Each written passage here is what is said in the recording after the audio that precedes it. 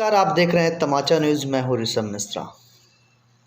आज हम बात करेंगे भारत में चल रहे किसान आंदोलन को लेकर के। भारत सरकार उनसे वार्तालाप कर रही है और बार बार वार्तालाप विफल हो रही है। वो किसान नहीं मानो किसी विदेशी सेना की टुकड़ी हो, जिनसे बार बार वार्तालाप की जा रही है, टुकड़ियाँ बैठाई जा रही हैं। कहीं उच्च स्तर पर बात करते हैं, कहीं नीचे स्तर पर बात करते हैं। किसान ना होकर के वो अब दूसरे देश के सैनिक ज़्यादा हो गए हैं। जैसा कि अभी हाल ही में देखा होगा आपने, भारत चीन की वार्तालाप चल रही थी, बार बार वार्तालाप विफल हो रही थी। उसके बाद में जो भारत के सीनियर अधिकारी थे वो गए, बात की, तब जाकर यही बात बनी। तो ये किसान आंदोलन ना होकर के ऐसा लगता है भारत देश में किसान ना होकर के वो दूसरे देश कंट्री की एक सेना मात्र है। इतने दिनों से वो आंदोलन कर रहे हैं, शीत लहर में वो बैठे हुए हैं अपनी मांगों को लेकर के। आखिर भारत सरकार उनको समझाने में विफल क्यों हो रही है? ऐसा पहली बार हुआ होगा दोस्तों आपकी समझ में कि सरकार किसानों को भला करना चाह रही है, बट किसान नहीं। क्या सरकार ज़बरदस्ती उनका भला करना चाह रही है? किसान को खुद ही पता है कि हमारा भला किस में है। तो अनावश्यक चीज़ों को बलगड़ाने से क्या कुछ संभव है? हमें लगता है जो किसान आंदोलन है, ऐसा आंदोलन इंडिया में पहली बार हुआ है हमारे नॉलेज में।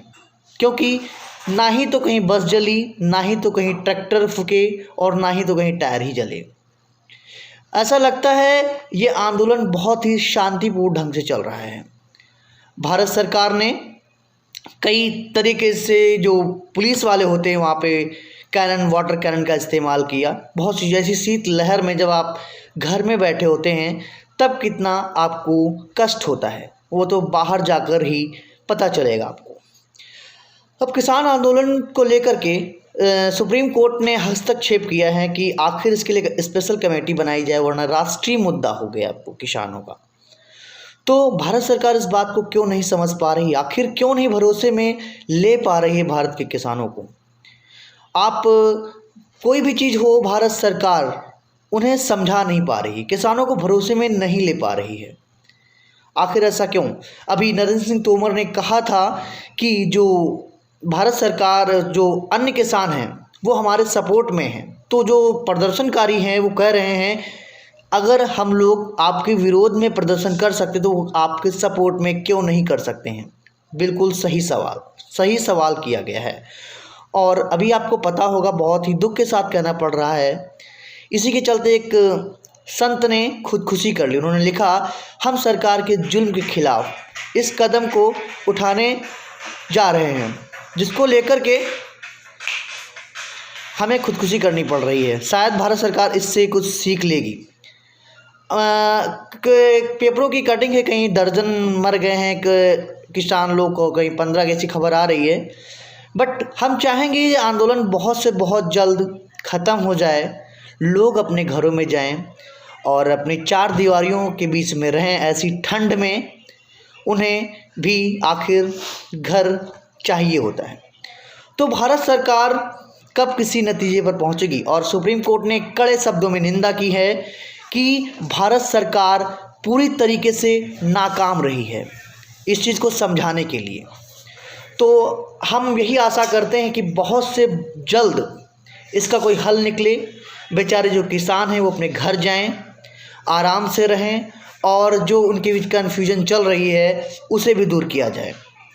भारत सरकार किसी भी मुद्दे को सही तरीके से नहीं समझा पा रही, भरोसे में नहीं ले पा रही। ये भारत सरकार की कमज़ोरी है, या कह सकते हैं भारत सरकार की नाकामी है, जिसको बोल से छुपाया जा रहा है। आप कच्छ जाकर के बात कर सकते हैं किसानों से, क्या आप वहाँ जाकर नहीं बात कर सकते? आप वर्चुअल तरीके से बात कर सकते हैं, क्या किसानों के बीच में नहीं जा सकते हैं?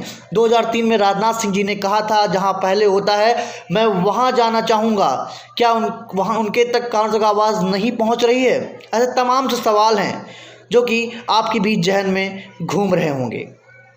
किसान आंदोलन का जो आज शायद 16-17वां दिन है, मैं कंफर्म नहीं कर पा रहा हूँ इस बात को, लेकिन क्या भारत सरकार इस पे रास्ता निकाल पाएगी, देखना बाकी है। आप थे ऋषभ मिश्रा के साथ तमाचा न्यूज़ पर। बहुत बहुत धन्यवाद। जय हिंद, जय भारत।